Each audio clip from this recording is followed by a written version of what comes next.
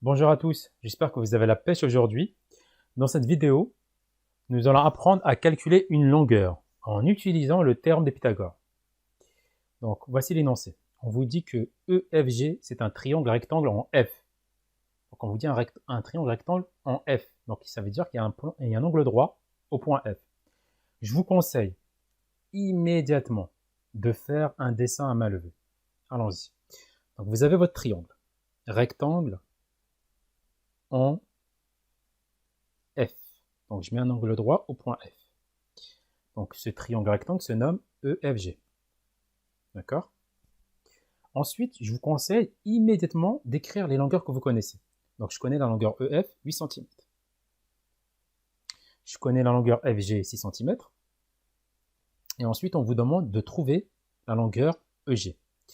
La longueur EG s'appelle l'hypoténuse. On appelle ça l'hypoténuse. Ce côté-là s'appelle l'hypoténuse. C'est le côté qui est toujours opposé à l'angle droit. Elle est en face de l'angle droit. D'accord? Pour calculer l'hypoténuse, Pythagore dit il faut d'abord que le triangle soit rectangle. Si le triangle n'est pas rectangle, on n'a pas le droit d'utiliser Pythagore. Donc ici, c'est le cas, puisqu'il est rectangle en F, comme vous voyez, ici. Donc, immédiatement, il faut écrire l'hypothèse de Pythagore. Donc, l'hypothèse de Pythagore, c'est quoi? Ben, c'est ça.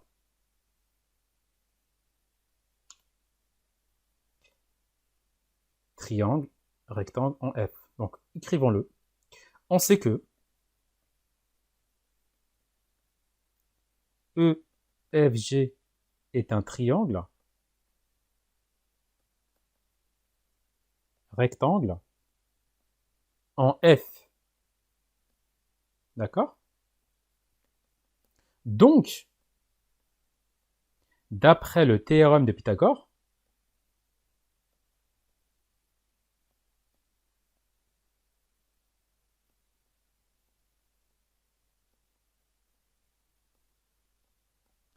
qu'est-ce qu'il dit Pythagore? Il dit que le côté le plus grand, élevé au carré, et alors ici le côté le plus grand, c'est toujours le côté qui est opposé à l'angle droit. D'accord? Donc c'est forcément EG. Donc EG élevé au carré, bah, c'est égal à la somme de quoi? Bah, des deux autres côtés qui sont élevés au carré. C'est-à-dire le côté EF, que j'élève au carré, plus le côté FG, que j'élève au carré. Alors moi, je vous dis, pour vous rappeler de cette formule, c'est très simple.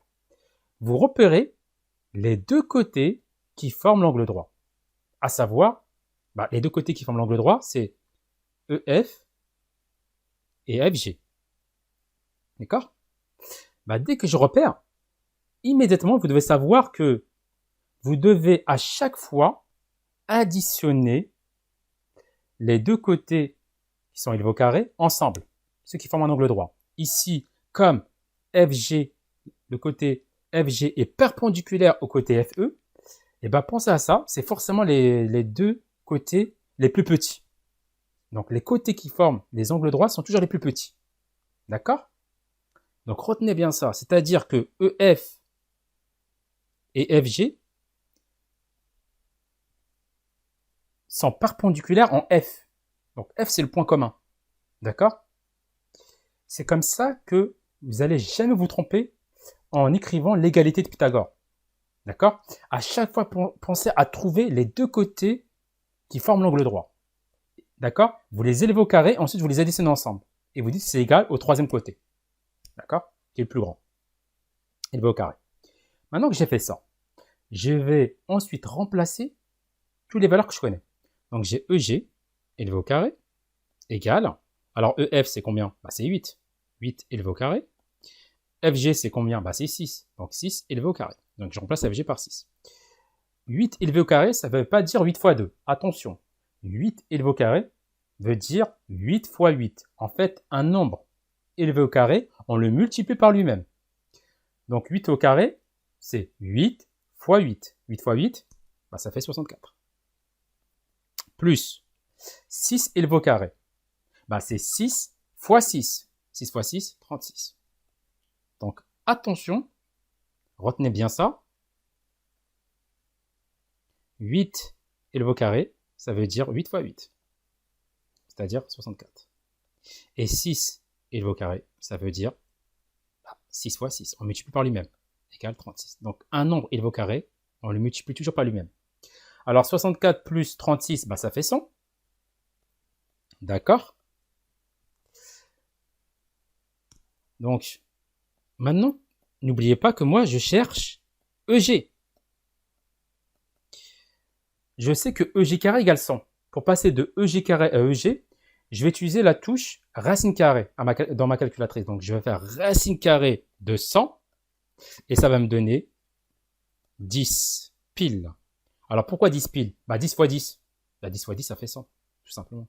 Et donc, je marque l'unité finale, 10 cm. Voilà, pour cet exercice. Donc, je vous conseille vivement de faire pause. D'accord? Prenez une feuille de brouillon. Refaites l'exercice entièrement.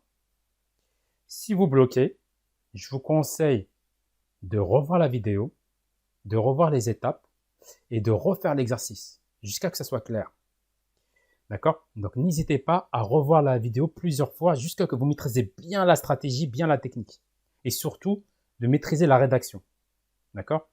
Donc, je vous le conseille vivement. Ça sert à rien de regarder une vidéo et vous ne la retravaillez pas plus tard. Ça sert à rien.